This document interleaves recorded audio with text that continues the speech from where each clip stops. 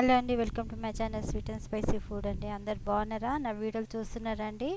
నా వీడియోలు కొత్త వాళ్ళు చూస్తున్నట్టయితే నా వీడియో మొత్తం చూసుకుంటా సబ్స్క్రైబ్ చేసుకోండి, లైక్ చేయండి, షేర్ చేయండి, ఇంకా బెల్ ఐకాన్ కూడా ప్రెస్ చేయండి. ఓకేనా అండి? ఇవాళ నేను మీకు మంచి మెంతకూర టమాటా ఎగ్ కర్రీ చూపిస్తున్నాను. నా వీడియో మొత్తం చూసేయండి. ఏ విధంగా ఉందో నాకు తప్పకుండా కామెంట్స్ పెట్టండి. ఓకేనా అండి? నేను ఇప్పుడు వీడియో స్టార్ట్ చేస్తున్నాను. నా వీడియో చూసేయండి.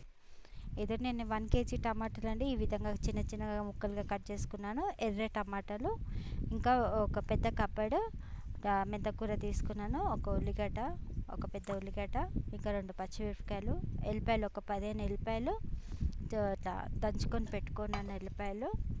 ఇప్పుడు తాలింపు పెట్టుకుందామండి.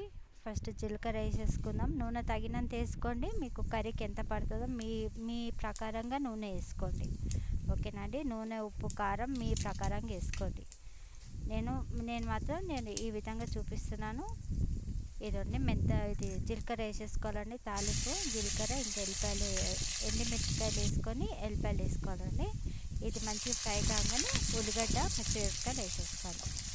ఉల్లిగడ్డ ఒక పెద్ద ఉల్లిగడ్డ అండి, ఒకటే ఉల్లిగడ్డ మంచిగా ఉంటుందండి. ఆ ఎల్లిపాయ ఫ్లేవర్ తోటి కర్రీ, ఎల్లిపాయ మెంతకూర తోటి ఫ్లేవర్ తోటి చాలా బాగుంటుందండి ఈ కర్రీ. చూడండి, ఇప్పుడు ఉల్లిగడ్డలు ఫ్రై కాగానే ఇది కూడా మన మెంతకూర కూడా వేసేసుకోవాలా.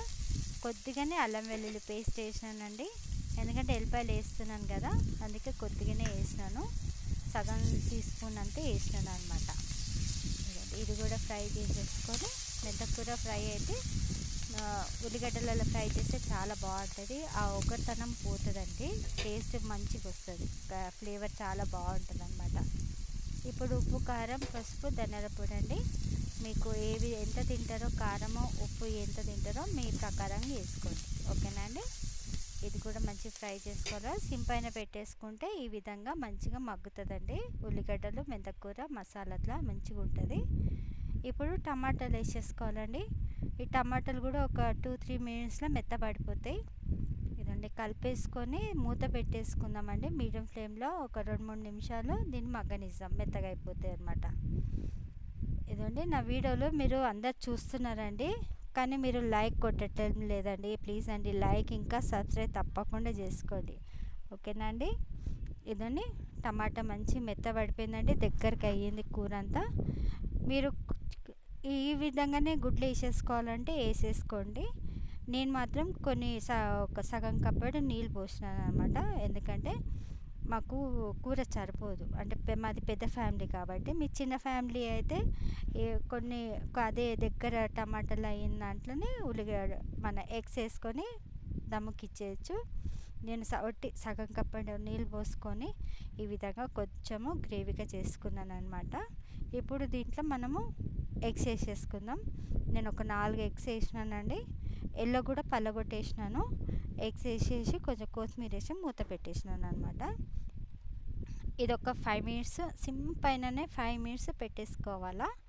చాలా మంచిగా ఉంటుందండి కర్రీ మాత్రం. ఇదండి, అయిపోయిందండి, కర్రీ రెడీ అయిపోయింది. రోటీకైనా రైస్కైనా సూపర్ టేస్ట్ ఉంటుందండి. మీరు ట్రై చేయండి. మెంతకూర టమాటా ఎగ్ కర్రీ చాలా బాగుంటుంది. ఓకేనండి? ఇదండి, కొంచెం చిక్కగా అయ్యింది, చాలా టేస్టీగా ఉంటుందండి. ఇది ఇప్పుడు మనము బౌల్లో తీసేసుకుందాము.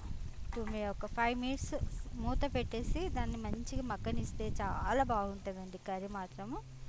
ఇదండి, ఈ విధంగా రెడీ అయిపోతుంది. ఇంకా చల్లారినాక కొద్దిగా దగ్గరకు అయిపోతుంది. ఇదండి, నేనైతే ఇవాళ మాది లంచ్, ఇంకా బ్రేక్ఫాస్ట్ ఇంకా లంచ్కి ఇదే కర్రీ చేసినానండి.